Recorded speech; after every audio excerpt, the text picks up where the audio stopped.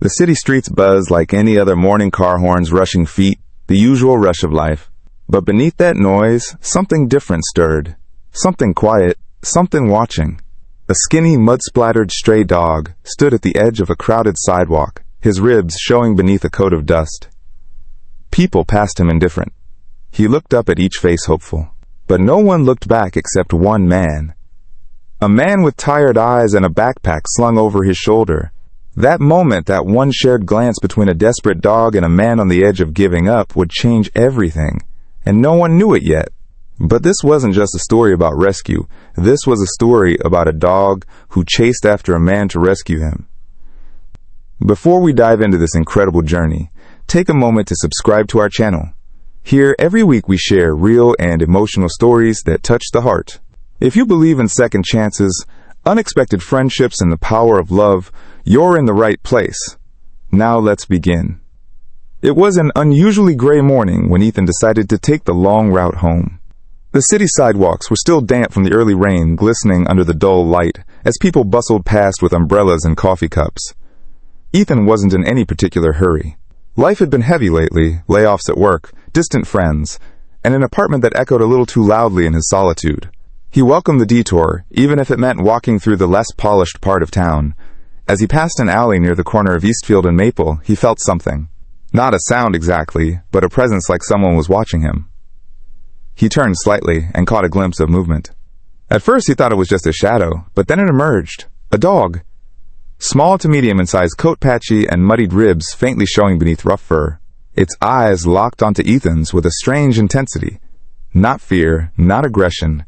Something else. Ethan stopped. The dog took a step closer. "Hey, buddy," Ethan said, voice low. "You okay?" The dog tilted its head, then took a tentative step forward, tail low, but wagging. Ethan knelt slightly and held out his hand, but before he could make contact, the dog turned abruptly and trotted away, only to stop a few feet ahead and look back. Then it did something Ethan didn't expect. It barked once, loud and sharp, then began trotting ahead again, glancing over its shoulder, as if urging him to follow. Ethan laughed under his breath. "What are you doing?" "Trying to lead me somewhere." The dog barked again, louder this time, and picked up speed. Ethan, more out of curiosity than anything else, followed. And just like that, the chase began. They weaved through alleyways and crossed nearly empty intersections. The dog would run ahead, then pause at corners, checking if Ethan was keeping up. Each time Ethan hesitated, the dog barked insistently, desperately, like it needed him. Minutes passed, then 20. Ethan's curiosity turned into concern. This wasn't a game. The dog wasn't lost. It was leading him with purpose. The streets grew quieter. They were in the industrial zone. Now abandoned warehouses, rusted-out cars, graffiti-covered walls. Ethan began to wonder if this was a mistake. Still, the dog pressed on, now visibly panting but determined. Finally, they reached a crumbling old factory, its windows broken, chain-link fence sagging at the corners. The dog ran through a gap in the fence and disappeared inside. Pho! Ethan hesitated. His heart pounded. Okay, this is where people in horror movies turn around. But something in his gut wouldn't let him leave. He squeezed through the gap, careful not to snag his jacket, and stepped inside. It was dark. Dust floated through the air like mist. The scent of rust and old oil clung to everything. "Hello," he called, feeling ridiculous. Hello bark echoed from deep within the building. Okay.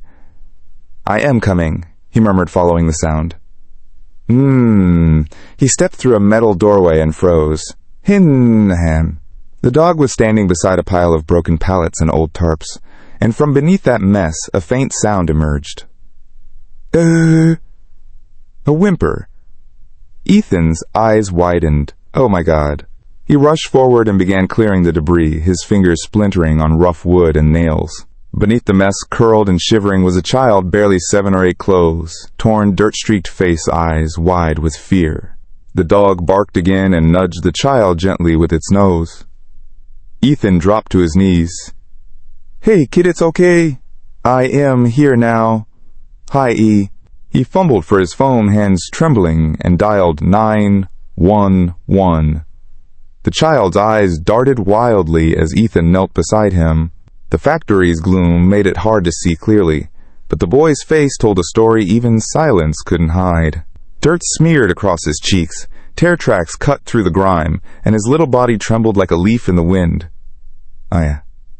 It's okay, Ethan whispered, trying to keep his voice calm. You're safe now. I called for help. They'll be here soon. The boy didn't answer. He just stared at Ethan, eyes wide and vacant. Ethan reached out slowly, palm open. My name's Ethan. What's yours? The boy didn't respond, only pulled the tarp tighter around himself. But the dog, his rescuer, his guardian, stepped forward, positioning itself between Ethan and the child. It gave a low, cautious growl. Hey, easy, Ethan said softly. I am not trying to hurt him. The growl subsided. The dog glanced back at the boy, then returned its gaze to Ethan. There was something fiercely protective in the animal's stance, as if it had appointed itself the boy's guardian. The moments dragged on in a heavy, echoing silence. Somewhere outside, sirens began to wail faintly. Ethan looked around the room. Rusty tools hung on the walls, remnants of a time when this building pulsed with industry and life. Now it was a tomb crumbling and forgotten except for this child, and the dog who had refused to forget him. How long had they been here? The boy looked too clean to have been lost for days, but there were bruises fresh and ugly on his arms. A thin line of blood crusted beneath his hairline. Ethan's stomach turned. The sirens grew louder. Flashing red and blue lights spilled through the cracks in the boarded-up windows. Relief washed over Ethan like a wave. Over here, he shouted, standing and waving toward the entrance. We're in here. Within seconds, 2 EMTs rushed through the door, followed by a young police officer. The dog growled again, but didn't move. Ethan stepped aside, motioning toward the boy. He's here, Ethan said, voice hoarse. He was under the debris. This dog led me to him. The EMTs knelt beside the child, their voices calm and measured. One gently checked his pulse, while the other opened a med kit. Ethan, his stable one, EMT said. Dehydrated. Shock. Some minor injuries. Well, get him to the hospital. The officer turned to Ethan. You found him? Ethan nodded. I was walking by, and the dog, he just started following me. No more like leading me. He wouldn't stop until we got here. Opens. The officer crouched beside the dog, who stood its ground. Opened. No collar, the officer muttered. Stray. Opens. Maybe, Ethan said. But he's no ordinary stray. He saved that kid. The dog let out a soft huff, then lowered its head toward the child. One of the EMTs reached for the boy, but the dog let out a sharp bark. Easy, Ethan said, stepping closer. It's okay. They're here to help. The dog looked at Ethan, as if weighing his words. Then, slowly, it stepped back. The EMTs wrapped the boy in a silver thermal blanket and lifted him onto the stretcher. The boy's eyes searched the room, then locked on the dog.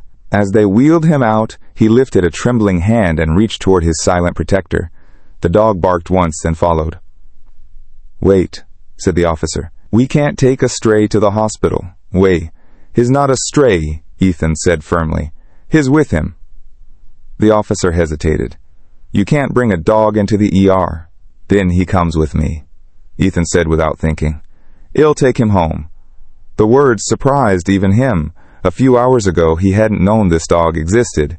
Now the thought of parting with him felt wrong, like closing a book before the last chapter. The officer looked at him then, at the dog, who now stood beside Ethan, calm and still. All right, the officer said, but animal control will want to talk to you. And well, need your statement. That's of course, Ethan replied. Whatever it takes, beside case. As the ambulance doors shut and drove off with the child, Ethan stood in the empty lot, the dog at his side. Matt, bis. Moffles, I guess we're in this together now, huh? He said. The dog looked up at him, tail swishing slightly. Kiss. There was no bark this time, no growl. Just a quiet moment between two souls who had stumbled into something bigger than themselves. The apartment was small, cozy, but lived in. A second-floor walk-up with creaking wood floors, mismatched furniture, and stacks of books piled near the window. Ethan hadn't brought anyone here in a long time. But tonight, a dog lay on the living room, rubbed paws crossed like he owned the place. Ethan stood in the doorway, watching the animal settle in. The events of the day replayed in his mind like a haunting reel. The boy's trembling eyes, the cold silence of that warehouse, the way this dog had refused to give up. "You're full of surprises," Ethan said aloud. The dog didn't respond, just tilted his head, ears twitching. He had short tan fur, a white patch on his chest, and deep brown eyes that seemed intelligent. A mutt, surely, but something more, too. Not just in appearance, but in spirit. Ethan could feel it. Ras. He dropped onto the couch, the springs creaking beneath him. "I can't just keep calling you dog." The dog raised its head. Ethan rubbed his jaw, considering.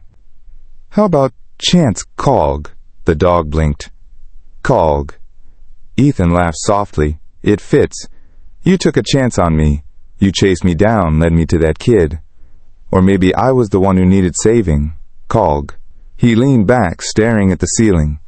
The weight of everything settled on his chest.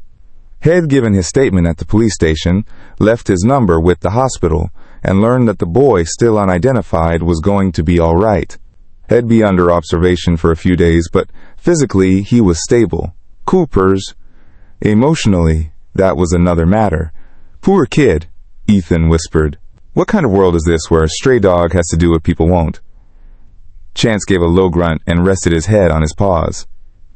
Ethan thought back to the officer's words. No collar. Probably a stray. And yet Chance didn't act like one. He was too alert, too purposeful. Not the nervous, hungry kind of dog you'd see roam in the alleys. There was training in the way he moved. Maybe it had belonged to someone once. Sormy. Acklays. Ethan got up and went to the kitchen, pouring a bowl of water and placing it beside the rug. Then he grabbed a loaf of bread and a couple slices of deli turkey from the fridge. "Hope you're not picky." "Kerke." Chance didn't wait for permission. He padded forward and began to eat, tail wagging slightly. Ethan watched him, marveling at the quiet grace of the animal. Not just smart-wise. Ethan said, lowering himself to the floor beside him, "I wasn't planning on this. A week ago my biggest issue was whether I'd finish another article that nobody would read." He let out a hollow chuckle. A journalist who hadn't published in months. A man avoiding phone calls from his editor. A guy who traded purpose for routine. And then today happened. Chance finished eating and nudged his nose into Ethan's hand. The gesture was gentle, comforting. As if to say you're not alone anymore. Ethan scratched behind his ears. "Thanks, buddy." The room felt quiet again.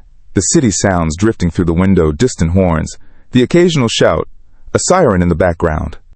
But in this moment, inside these four walls, there was peace. The next morning, Ethan woke to the weight of paws on his bed.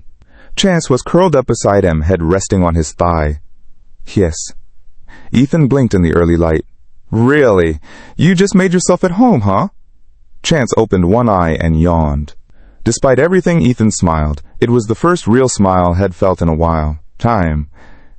The day moved slowly. Ethan called the hospital to check on the boy. No ID, no family, yet just a caseworker trying to piece things together. The police were investigating. Rumors of a possible abduction. Ethan didn't press. He wasn't a reporter today.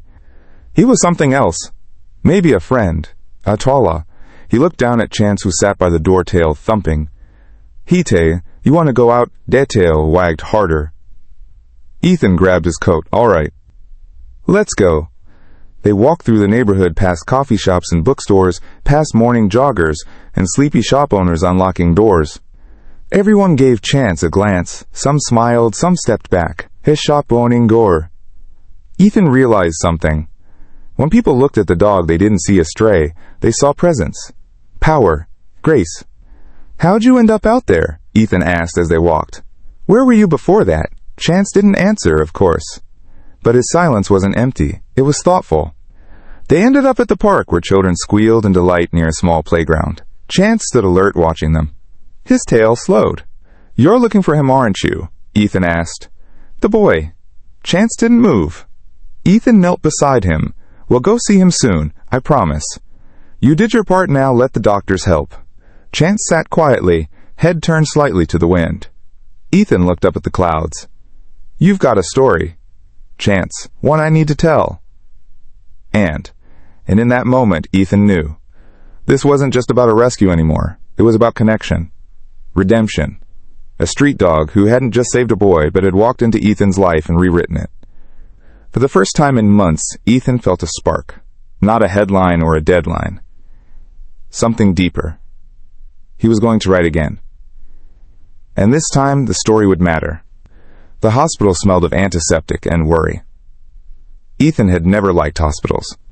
They reminded him of goodbyes that came too soon, and waiting rooms filled with cold coffee and silence. But today the atmosphere felt different, more like anticipation than dread. Chance padded beside him leashless, but perfectly obedient. The nurses had been hesitant at first. Animals aren't allowed on this floor, but the head nurse recognized Ethan from the local paper and quietly let them through after a short explanation and a sympathetic glance at the dog. He hasn't said a word, Shed whispered as she walked them to the boys' room. Won't eat much either. Just stares at the door sometimes. Like Hez waiting for Chance. Waiting for Chance. The moment they turned the corner, Chance's posture shifted. He slowed, ears perking, and his steps became deliberate, as if following a scent only he could detect. Outside room 312, he stopped and looked up at Ethan. Ethan knocked gently, then pushed the door open. The room was small, dimly lit, with cartoons playing muted on the wall-mounted TV.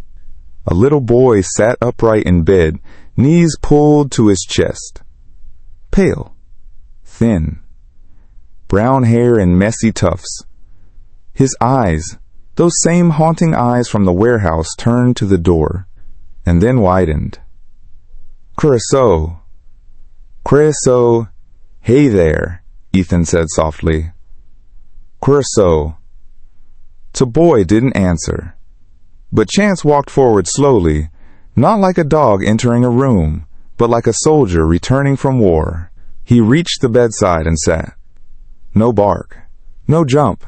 Just stillness. Momolas. The boy stared at him, unmoving. Hero. Then, with trembling fingers, he reached out. His hand hovered in the air for a moment, before resting gently on Chance's head. The dog leaned in, closing his eyes. It was the boy who broke the silence. Buddy. Ethan's heart skipped. Is that his name? He asked gently. The boy didn't respond directly. He kept petting the dog slower now, almost reverently. He was mine, he whispered. Before recess. Ethan moved to the chair by the bed. Do you want to talk about it? The boy shook his head. That was okay. Ethan didn't push. Some wounds didn't heal with questions. Pie. Instead he watched them, this child and this dog, reunited in a hospital room, bound by something deeper than memory. It explained everything. Why Chance had chased him. Why had known where to go. This wasn't just fate. This was family trying to be whole again. Child, the borer. How long were you out there? Ethan asked quietly. Child, the boy whispered. Too long. Child. Ethan leaned forward. Do you remember your name? Another pause. GP. Then so quietly, it was almost inaudible. Jamie. Ethan nodded. Hi, Jamie. I am Ethan. I think your dog's been looking for you. Jamie looked down at Chance. He didn't stop, even when I told him to go. He waited by the fence every night. Ethan's throat tightened. You were locked in there. Jamie nodded slowly. There were so many questions forming in Ethan's mind. Where were his parents? Who put him in that place? But now wasn't the time for interrogation. The boy was finally speaking. That alone was a miracle. Frag, the nurse peeked in. Everything okay? Ethan looked back and smiled. Better than okay. She stepped in and lowered her voice. Social services are working on it. No missing persons match yet, but they're running DNA. It's strange. He doesn't appear on any school records either. Oh. He said his name is Jamie, Ethan offered. The nurse's eyes widened, slightly surprised. That's something. Thank you. Chance was now curled beside Jamie's bed, eyes half closed. A guardian standing down, but only for a moment. Jamie's small hand rested against his fur, not in fear, but comfort. Ethan stood. "It'll let you two rest." Jamie looked up. "Is he going away again?" Ethan paused. "Only if you want him to." Jamie shook his head fiercely. "Hez mine." "He always was." Ethan smiled gently. "Then he stays." He turned to go, but Jamie's voice stopped him. "Nay, why did you come?" The question struck Ethan in a place he didn't expect. "I don't know," he answered honestly. Maybe I needed saving too." Jamie stared at him for a moment, then gave the smallest nod. As Ethan stepped into the hallway, he let out a slow breath. The walls didn't feel so suffocating now. The hospital didn't feel so cold. Somewhere behind him, a little boy had spoken for the first time in days, and a dog named Chance had become buddy once more. Now, back in the lobby, Ethan pulled out his phone. He wasn't sure who to call. Not his editor. Not yet. But maybe someone who could help. He found a number he hadn't dialed in years. Marla Jennings. She ran a small organization for abandoned children and forgotten animals. She had been one of his first interviews back when journalism had meant something to him. She picked up on the second ring. "Ethan Shaw. I'll be damned." "Hey," he smiled. "Hey, Marla. I've got a story for you." "Hey." Ethan sat on the bench, just outside the hospital. Chance lying at his feet, the leash slack between them. The sun was starting to set painting streaks of orange and purple across the sky, as if even nature itself had paused to witness the unfolding story. In his hands was a coffee cold, now untouched. He hadn't moved much since he left Jamie's room. His mind was still there, echoing with the boy's whisper, "Hez mine." He always was. Chance stirred, lifting his head, ears perking as if sensing something Ethan couldn't. "You're not just a dog, are you?" Ethan murmured, half smiling. "You're a compass." Chance gave a soft whine in response, his tail thumping once against the pavement. Marla's call had ended with a promise. "Give me a day. Maybe two. I'll dig. If that boy slipped through the cracks, we'll find where and how. And who let it happen. Madsen." Ethan trusted her. Marla Jennings was a former social worker turned relentless advocate, and she had a memory like a steel trap. If Jamie had ever touched the system, Marla would find the fingerprints, but that wasn't what weighed on him. It was Jamie's face. Not just the pain, Ethan had seen plenty of that, but something deeper. That blank stare when he talked about before. It wasn't the look of a child who got lost. It was the look of someone hidden, erased. Ethan stood, stretching the stiffness out of his back. Chance rose with him alert, now sniffing the air. His instincts were never wrong. When the dog began walking, Ethan didn't stop him. "Kukul, where are you going this time?" he asked. Chance led him past the edge of the parking lot, nose to the ground, steps determined. Ethan followed, not questioning anymore. Chance had found Jamie when no one else even knew he existed. If he was sniffing something now, Ethan would let it lead. They walked 2 blocks, turned left, and came upon a rundown corner store, flickering sign rust on the shutter's windows, smudged with dust. A man leaned against the wall outside, smoking eyes, hooded with the look of someone who had seen too much and remembered too little. Chance stopped. Ethan did too. The man looked up at them, squinting. Then his eyes widened. "Is that the mutt from the yard?" Ethan stepped forward. "You know this dog," the man scoffed. "Yeah, I know him. Everyone in the old neighborhood knew Buddy. Kid wouldn't go nowhere without him." "For Kid." He took a drag from his cigarette. "Yeah. Quiet one. Always looked scared. Lived in that busted-up place off Wexler. House always had the curtains closed. Folks said his dad went to prison or disappeared. The mom, she was weird. Always yelling at shadows. Alesta's." Ethan's pulse quickened. "Do you remember the kid's name?" "Nimpoldier." "Jamie. Alesta's, I think." "Short for James, maybe. Nobody really talked to him. The few times I saw him, he was running errands. Looking over his shoulder. That dog was his shadow. Own." Ethan's voice was tight. "Do you know what happened to them?" The man's expression darkened. House burned down. About 4 months ago. Middle of the night. No one knew if anyone got out. Cops said it was electrical. But I don't know. Chance was still staring at the man, unmoving. The guy frowned. Dog disappeared after that. We figured he died in the fire. Ethan felt a cold shiver trace his spine. But he didn't. Nope, the man muttered. Guess not. Do you know where that house was exactly? Wexler and Monroe. Corner lot. But it's gone now. Just an empty patch of blackened wood. Ethan nodded, backing away. Thanks. He didn't wait for a goodbye. He turned heart-hammering and followed Chance, who had already begun walking again, this time faster. The dog's memory was remarkable. By the time they reached the corner of Wexler and Monroe, the air was thick with stillness. The house had indeed burned to ash. The lot was fenced with temporary wire. A sign reading condemned, "Do not enter," sagging in the wind. But Chance walked right through a gap in the wire and into the lot, nose to the ground, circling a patch of scorched earth. Ethan stood at the edge, watching the dog move with eerie precision, pausing at specific spots: the old doorway, the steps, the place where a window might have been. He stopped finally at a burned-out foundation corner and lay down, chin on his paws, eyes locked on Ethan. "What did you see here, boy?" Ethan whispered. He stepped inside. The smell was faint now, but still lingering: burnt wood, old metal, and something else. Mildew and time. Ethan looked down.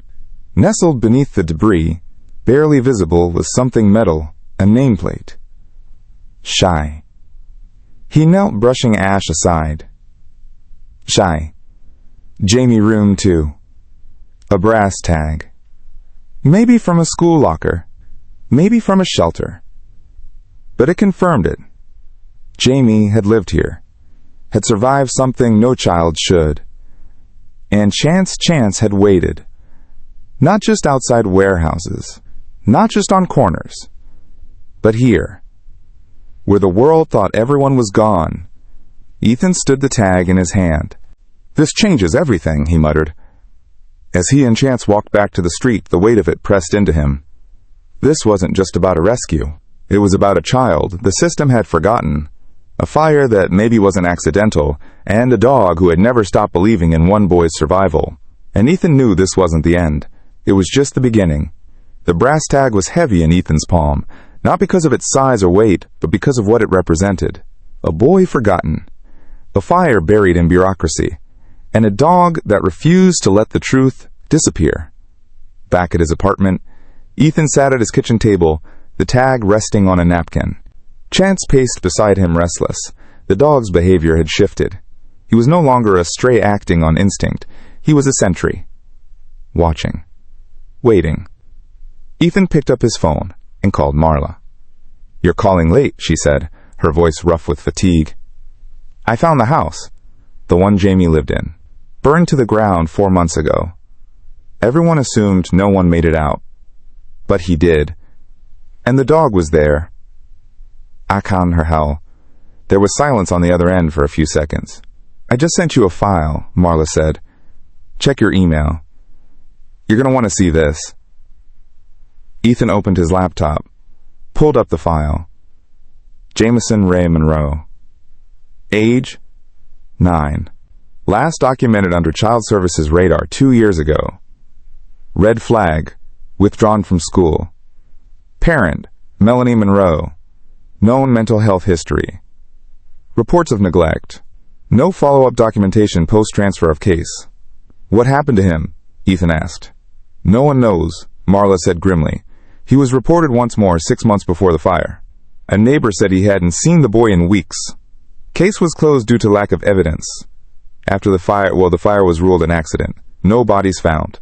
No survivors reported. Ironed. But Jamie lived. He was hiding. Maybe in the basement or somewhere outside that night. Chance must have pulled him out. Ironed. That dog saved his life," she whispered. But nobody listened. Ethan leaned back in his chair, heart racing.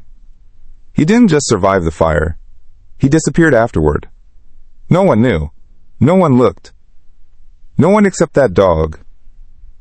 They both went quiet, the weight of the conversation sinking in.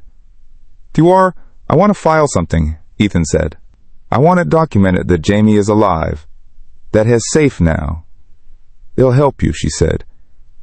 "But we need to do this right. There's going to be red tape. And pushback. Pushback. There are holes in this story, Ethan. Dangerous ones. If that fire wasn't an accident, if Jamie saw something or ran from something, someone might not want him found." Bo. Ethan looked down at Chance, who had settled at his feet again, watching him like a soldier on guard. "He's already been found," Ethan said. "Now, it's about protecting him." The next morning, Ethan returned to the hospital. Now, Jamie was awake, sitting up in bed, a tray of untouched food beside him. His eyes lit up when he saw Chance, who jumped onto the edge of the bed with practiced care. Jamie's arms circled the dog's neck. "Hedgie, I knew you'd come back," he whispered into Chance's fur. "Hedgie." Ethan sat on the chair beside them. "Hey, buddy." Jamie looked up, still half hiding behind the dog. Did you go back? Go? Ethan nodded. "I did. I saw the house." The boy's gaze darkened. Go. You remember the fire?" Ethan asked gently. Jamie nodded slowly. It was loud. Everything turned red. Mom was screaming. Then nothing. "Simon, did someone hurt you?" Jamie didn't answer. He simply pressed his face into Chance's fur. Ethan leaned forward, his voice soft. "You don't have to say anything, but I want you to know that whatever happened, it's not your fault. And I am going to keep you safe. So will Chance." Jamie's fingers tightened around the dog. "I didn't mean to leave," he whispered. "But I was scared. I ran." Chance followed. "He found me when I couldn't find anyone." "You're a brave kid," Ethan said. "Braver than most adults I know. Ray." Jamie peeked up. "Are you going to take me back?" "No," Ethan said firmly. "Not to anyone who hurt you. Not to anything scary. You're staying with me and Chance for now. But there will be people who want to talk to you. We can go slow. Only when you're ready." Jamie nodded again. Then for the first time he reached out and took Ethan's hand. That evening, Ethan filed the official report with Child Services. He didn't name names, not yet, but he attached photos of the brass tag, the burned lot, and Jamie's condition upon discovery. Marla would handle the rest. Over the next few days, Jamie began to smile more. He'd wake up calling for Chance, eat meals with Ethan at the table, and even ask about the photographs Ethan took for work. There were still shadows behind his eyes, but they weren't as deep. One night, as a storm rolled across the city, Jamie stood by the window, watching the rain. "Do you think Mom meant to do it?" he asked quietly. Ethan turned from the kitchen sink. "Do what, Mai? Start the fire?" The question struck him like a blade. "Essie." "I don't know," Ethan said truthfully. "But I know she wasn't well." Jamie nodded. "She screamed about voices sometimes. Said the house had ghosts." Ethan crossed the room and knelt beside him. "You don't have to figure that out alone." "Say, I don't want to go back there," Jamie whispered. "To any of it." "You won't," Ethan said. "That's a promise." The thunder cracked outside, but Jamie didn't flinch. He just leaned against Ethan, and Chance curled around both of them like a living shield. Later that night, when Jamie had gone to bed, Ethan sat in the living room with Chance. Wheel, the dog's eyes followed every move, ears twitching at every sound. "Sike." "You knew," Ethan said. "You never gave up on him. You guarded him before I even knew he existed." Chance thumped his tail once. "You're more than a dog," Ethan said. "You're family." He reached out and scratched behind Chance's ears. And for the first time, Chance rested his head in Ethan's lap and closed his eyes. Morning arrived slowly, with pale sunlight breaking through the curtains of Ethan's apartment. The sound of the city had already begun to stir the hum of traffic. a distant horn, a dog barking several blocks away. But inside Ethan's home, it was quiet.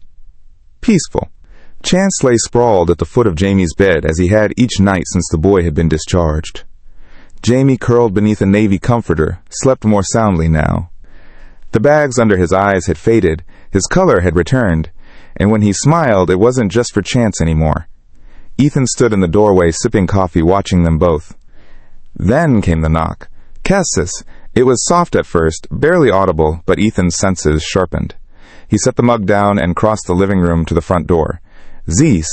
He wasn't expecting anyone. The peephole revealed a woman in her mid-40s, dressed sharply in a navy trench coat, a thin leather folder in one hand, and an air of controlled authority in the other. Her face was unreadable, lips pressed tight. Ethan opened the door cautiously. "Mr. Cole," she asked. "Yes, I am Dana Riley, Child Protective Services." Ethan's chest tightened. That was fast. I move fast when it involves a missing minor and a potential history of abuse. He stepped aside. "Come in." She entered, with a purposeful grace, scanning the room like a detective, more than a caseworker. "No, I read your report, saw the photos." She set her folder on the table and opened it. "Is the child here?"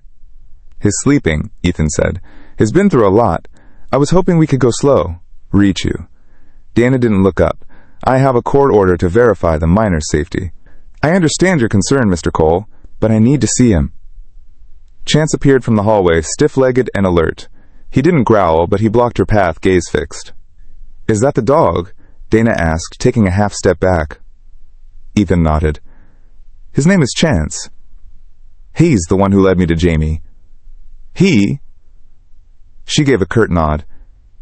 "Impressive. More than that," Ethan said. "He saved Jamie's life. Kept him safe. Found help when no one else cared." "No one." Dana studied the dog for a moment, then looked at Ethan. "Oh. You say you're not related to the child." "Nas, I am not. I found him, or rather the dog found me. Nas." She scribbled something into her notes. "And you understand the implications of harboring a minor without notifying the authorities." "I notified the authorities," Ethan said evenly. "You are standing in my living room." Dana paused. Then, with a softer tone, she said, "I am not here to take him away. But I do need to talk to him, ask some questions, assess his condition." Ethan looked toward the hallway, hesitating. "Let me wake him," he said. Jamie sat on the couch, his hair tousled. Chance curled tightly beside him like a guardian beast. Dana took the chair opposite him, her expression unreadable but not unkind. "Hi, Jamie," she said gently. "My name is Dana. I help kids who've been through scary stuff. Namis är för one caring." Jamie said nothing, his small fingers buried in Chance's fur. "I am not here to hurt you. I am not taking you away. I just want to make sure you're okay." "Che rail." He peeked at her. Then, in a small voice, "Are you a cop?" Dana smiled softly. "No, but I work with them sometimes." "Che rail." Jamie nodded. "I don't like cops. Moa." "Why not?" "Mom said they were liars. That they'd take me away." Dana's eyes flickered, but she stayed calm. "Did your mom hurt you?" Jamie pressed his face into Chance's shoulder. The dog didn't move. "Sepsnuckas," she yelled a lot. Said bad words. She didn't like it when I made noise. Or when I asked for food. "Nutgo? Did she ever hit you?" Jamie's silence was answer enough. Dana closed her folder. "Thank you, Jamie. That was very brave." Jamie didn't speak again. But when Dana stood to leave, he looked up. "Can I stay here with Chance?" She smiled, this time warmly. "That's what we're going to work on." After Dana left, Ethan exhaled for what felt like the first time all morning. "She's not like the others," he said. Chance stretched beside him on the floor, letting out a low huff as if in agreement. Later that afternoon, Dana called. "Ethan, I pulled more records. You were right. There's more to this story." "Go on." Melanie Monroe, Jamie's mother, had a history of psychiatric issues. Multiple hospitalizations. She lost custody of Jamie once before, but somehow got him back after appealing a judge's decision. It was a quiet case. No press. Someone pulled strings. Taka. Ethan's grip on the phone tightened. Like, I don't know yet. But here's the part you'll want to hear. There was a man. Lived with her. No documentation on him. No employment. No legal ties. Neighbors reported him, often said he was violent. Police never followed through. No, Ethan swallowed hard. Did Jamie mention him? Not yet. But Ethan, that fire. The coroner couldn't find any remains. Not even bone fragments. The house burned fast, but not hot enough to erase everything. So they could still be alive. Or they never died to begin with. Ethan looked toward Jamie's room. The boy was drawing in a sketchbook now. Chance dozing nearby. If they're still out there, Ethan said. Dana didn't finish the sentence. She didn't need to. That night Ethan sat on the fire escape legs dangling into the warm city air. Chance joined him, his ears perking up at every distant siren. You picked me, Ethan whispered. You ran after me. Out of everyone. Chance leaned into him, a low, steady sigh vibrating through his chest. I don't know what's coming next, Ethan said. But I am not letting anything happen to him. You understand. The dog lifted his head and licked Ethan's hand slow and deliberate. We're his pack now, Ethan whispered. That means we fight. And beside him, in the soft glow of streetlights, in the hum of midnight life, Chance let out a quiet, steady bark. One of promise, one of warning. The city slept in uneasy silence that night. In Ethan's apartment, the lights were dimmed, the curtains drawn. Jamie was asleep in his room, his small frame rising and falling with calm, rhythmic breaths. Chance lay by the door, his ears twitching at even the faintest sound. The creak of wood, the hum of distant traffic, a pigeon fluttering above the rooftop. Ethan sat in the living room, laptop open, reading through documents Dana had sent him. She'd flagged a few key names, judges, social workers, and attorneys who had rotated through Melanie Monroe's case. One name appeared more often than the rest, Victor Hale. A private consultant. Former detective, now a supposed family advocate. Utes, except none of his credentials checked out. Ethan rubbed his eyes. The more he read, the more the truth began to crack through. Jamie hadn't just been neglected. Had been hidden. Shielded. Someone had tried to make sure no one would ever ask about him again. And then there was that fire. Hebben Pisakthur. It was too perfect. No known cause. No signs of forced entry. No bodies. Just ashes and questions. Chance stirred. He was up now, silent but alert. He padded to the door, nose high in the air. What is it? Ethan asked, standing. Asa. He moved toward the window, and Ethan followed, peering out through the blinds. Across the street, in the alley between the hardware store and the diner, a dark figure lingered, not moving, just watching. Ethan narrowed his eyes. The figure turned and disappeared into the shadows. 10 minutes later, Ethan stood by the alley entrance, with Chance at his side.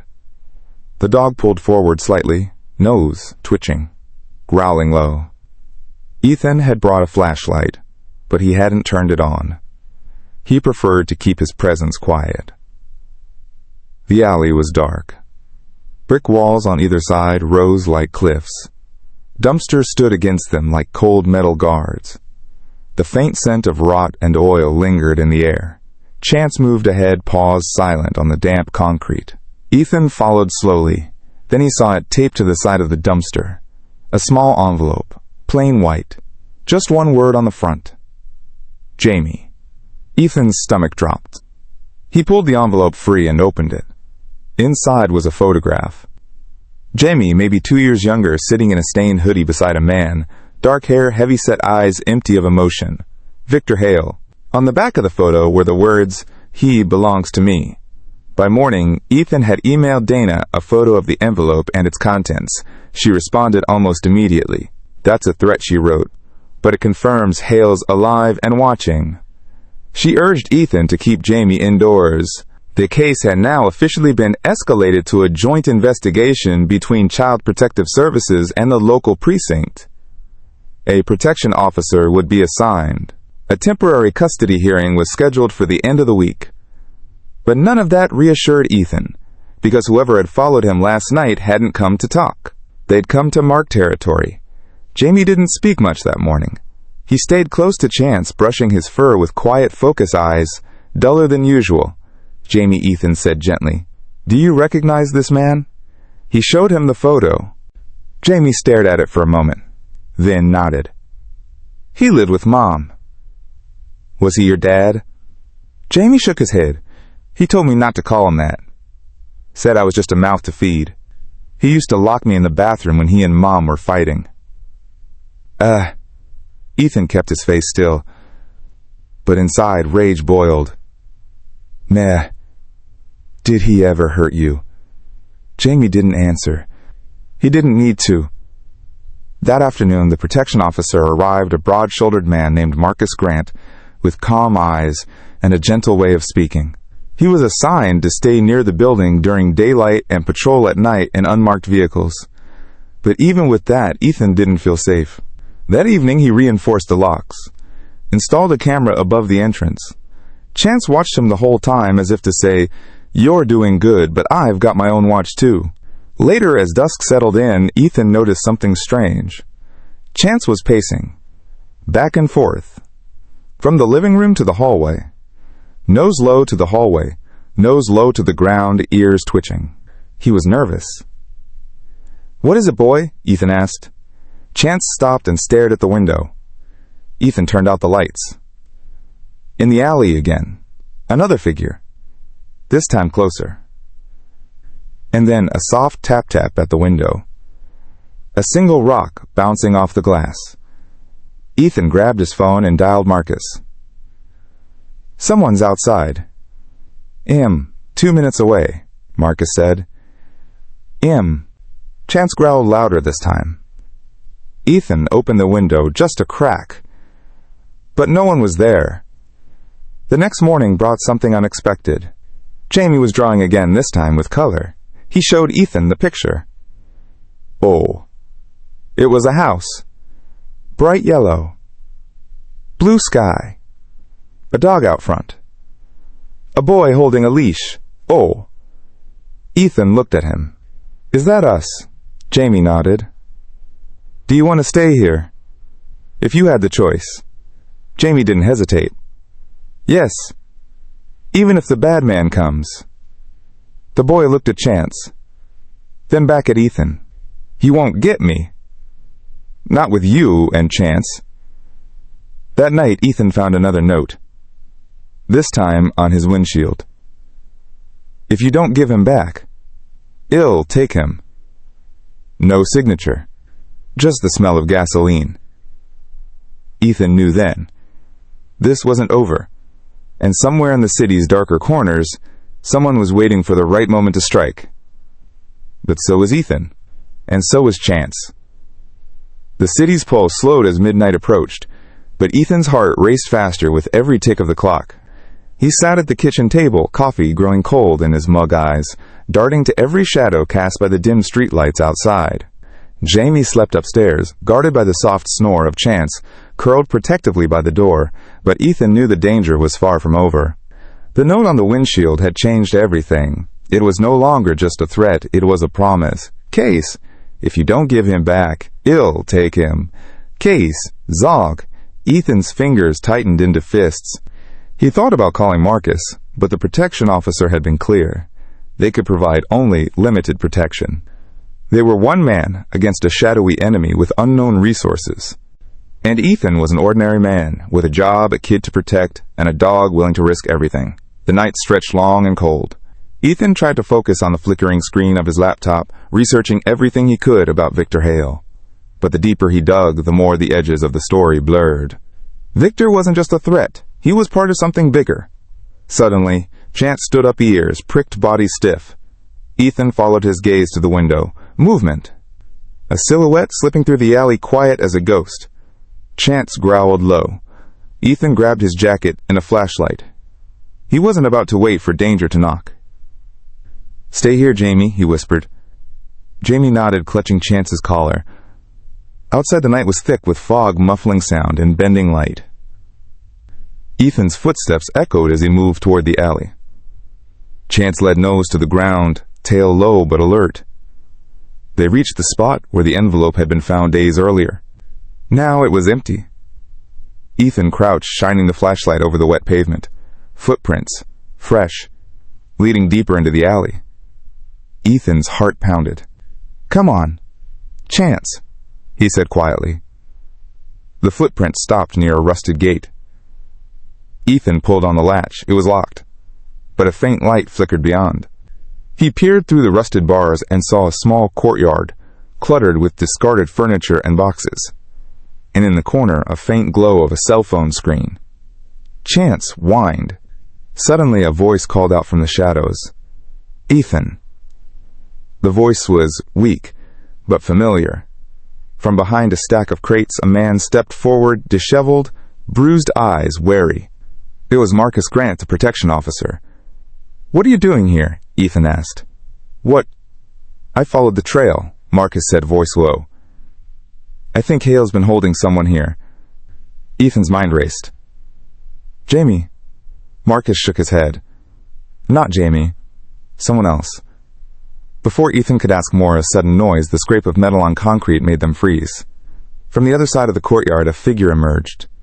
Tall, broad-shouldered, face shadowed by a hoodie. "Victor Hale," Marcus hissed. The man stepped into the dim light eyes, gleaming cold and dangerous. "Looking for Jamie," he sneered. Ethan felt a chill run down his spine. "Leave him alone," Ethan said, voice steady despite the fear. Hale laughed, a harsh, bitter sound. "You have no idea what you're up against." Suddenly, he lunged toward Marcus. Ethan reacted instantly, throwing himself between them. A struggle broke out fast, brutal. Chance barked fiercely, jumping onto Hale's back, teeth snapping. Hale snarled and shoved the dog off, pulling a small knife from his pocket. Ethan's breath caught. "Run!" Marcus shouted, pushing Ethan back. But Ethan stood his ground, grabbing a nearby pipe. The fight was desperate. Chance circled, growling, low eyes locked on Hale. Hale slashed wildly, but Ethan dodged. Finally, with a sudden, powerful strike, Ethan knocked the knife from Hale's hand. The blade clattered to the ground. Panting, Hale glared at them, chest-heaving. "You think this ends here?" Before Ethan or Marcus could react, Hale bolted into the shadows, disappearing into the night. Silence fell. Chance sat beside Ethan, tongue-lolling tail, wagging faintly. Marcus looked shaken, but unharmed. Ethan's phone buzzed. A text from Dana. "Police are on their way. You're not alone." Back inside the apartment, Ethan locked every door and window. Jamie ran into his arms, eyes wide. "Is it over?" Ethan hugged him tight. "For now," he whispered. Chance settled at their feet, alert but calm. Ethan looked out the window, scanning the quiet streets. He knew one thing for certain. This was only the beginning. The first light of dawn filtered through the curtains, casting a pale glow across the quiet apartment. Ethan sat in the kitchen, cradling a steaming mug of coffee, while Jamie played quietly nearby, his small fingers, tracing the familiar fur of Chance's coat. The events of the past days felt surreal, a whirlwind of fear, hope, and courage all tangled together.